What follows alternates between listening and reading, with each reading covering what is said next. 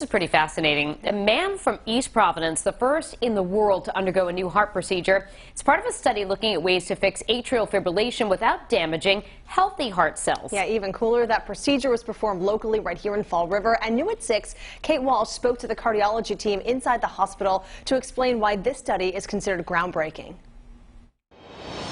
The new procedure is called pulsed field ablation, and the goal of the study is to see if it is just as effective in preventing stroke caused by atrial fibrillation as blood thinners are. The goal in the long run would be that people would no longer have to take the daily medication, instead just having this one-time procedure done. Atrial fibrillation, or AFib, is a serious heart condition when cells misfire electric current, setting your heart's rhythm off beat. It can lead to a stroke, which is why patients often take blood thinners.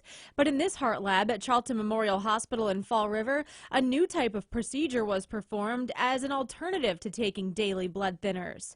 The cardiac electrophysiologists here at South Coast Health take pride in being the first in the world to perform this procedure as part of a new widespread study.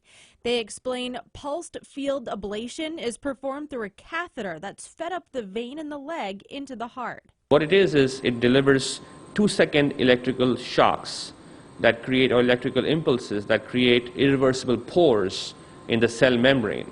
So rather than taking a cell and burning or freezing and destroying the actual cell, causing necrosis or tissue destruction, you are just putting tiny little pores in the cells, and the abnormal cells become dysfunctional.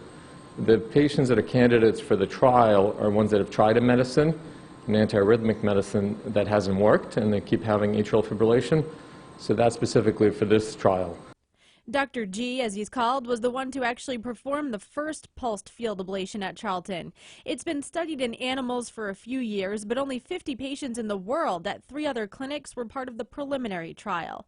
Charlton was the first to do it in a broader study among patients in the U.S., Canada, Europe, and Australia.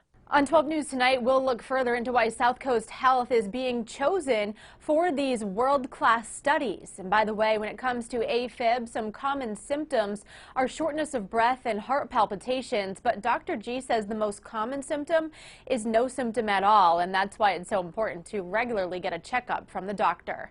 I'm Kate Walsh, 12 News.